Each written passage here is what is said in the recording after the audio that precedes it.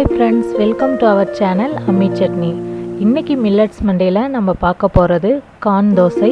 இந்த சோள தோசை நல்லா சாஃப்ட்டா வாசமா நல்லா இருக்கும். இந்த கார்ன் தோசையை எப்படிலாம் டிஃபரெண்டா செய்யலாம் அப்படின்றதையும் இந்த வீடியோல நம்ம பார்க்கலாம். எவ்ரி மண்டே நம்மளோட அம்மி சட்னி சேனல்ல போடுற மில்லட்ஸ் டிஷ்ஷஸ்லாம் தொடர்ந்து பார்க்கிறதுக்கு சேனலை சப்ஸ்கிரைப் பண்ணிடுங்க. இப்போ சோள தோசைக்கு மாவு ரெடி பண்ணிடலாம்.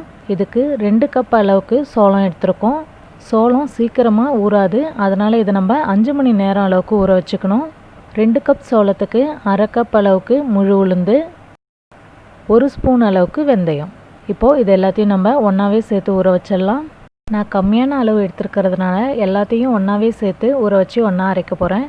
நீங்கள் தனித்தனியாக ஊற வச்சு கூட அரைக்கலாம். இப்போது 5 மணி நேரத்துக்கு அப்புறம் தண்ணியெல்லாம் வடிகட்டிட்டு சோளத்தை மிக்ஸி ஜாரில் சேர்த்து ஒரு தடவை அரைச்சிக்கலாம். சோளத்தை டைரெக்டாக கிரைண்டரில் போடும்போது அது ரொம்ப நேரம் ஓடிட்டே இருக்கும், சீக்கிரம் அரைப்படாது. இது மாதிரி மிக்சியில் ஒரு தடவை அரைச்சிட்டு அதுக்கப்புறம் கிரைண்டரில் சேர்த்து அரைச்சோம் அப்படின்னா சீக்கிரமாக அரைப்பட்டுடும். சோள மாவை தோசை மாவு பதத்துக்கு அரைச்சாலே போதும். இதில் நான் வெங்காயம்லாம் சேர்த்து தோசை போட போகிறதுனால மாவை கொஞ்சம் திக்காக அரைச்சிருக்கிறேன். இது 10 மணி நேரம் அளவுக்கு புளிக்கட்டும். இப்போ மாவு புளிச்சிருக்கும். சோள தோசை நல்லா வாசமாக இருக்கிறதுக்காக இதில் நான் கடுகு உளுத்தம் பருப்பு தாளிப்பு போட்டு சின்ன வெங்காயத்தை மெலிசாக சீவிட்டு பச்சை மிளகாய் கருவேப்பிலெல்லாம் சேர்த்து வதக்கி அதுக்கப்புறமா மாவில் சேர்த்துருக்குறேன். இது மாதிரி செஞ்சோன்னா சோள தோசை நல்லா வாசமாக நல்லாயிருக்கும். இப்போது இதெல்லாம் மாவோட நல்லா மிக்ஸ் பண்ணி எடுத்து வச்சுக்கலாம்.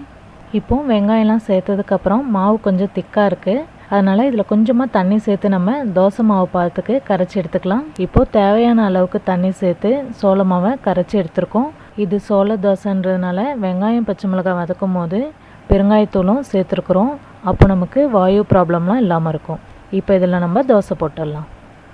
இதில் நம்ம வெங்காயம்லாம் வதக்கி சேர்த்துருக்கறனால ரொம்பவும் மெலிசாக தீர்த்த முடியாது. நீங்கள் ப்ளைனாக போடும்போது நல்லா மெலிசாக தீர்த்திக்கலாம், நல்லா வரும். நம்ம இதில் வெந்தயம் சேர்த்துருக்கிறதுனால தோசை நல்லா வாசமாகவும் பார்க்குறதுக்கு நல்லா கோல்டன் ப்ரௌன் கலர்லேயும் அழகாக வந்திருக்கு. இப்போ இன்னொரு தோசை கொஞ்சம் மெலிசாக போடலாம். சோள தோசை நல்லா வாசமாகவும் சாஃப்டாகவும் இருக்கிறதுக்காக நான் இதில் வெந்தயம் சேர்த்து அரைச்சிருக்கேன். உங்களுக்கு கிறிஸ்பியான தோசை வேணும்னு நினச்சிங்கன்னா வெந்தயம் சேர்க்காமல் அரைச்சிக்கோங்க. அப்போ சோள தோசை நல்லா கிறிஸ்பாக நல்லாயிருக்கும். இப்போ நமக்கு மெலிசான சோள தோசையும் ரெடி ஆகிடுச்சு. இப்போ நமக்கு சுவையான சோள தோசை ரெடி ஆகிடுச்சு. சிறுதானியங்களை யூஸ் பண்ணி இது மாதிரி சுவையான உணவு வகைகள்லாம் செய்யலாம் அப்படின்றத உங்கள் ஃப்ரெண்ட்ஸோட ஷேர் பண்ணிக்கோங்க.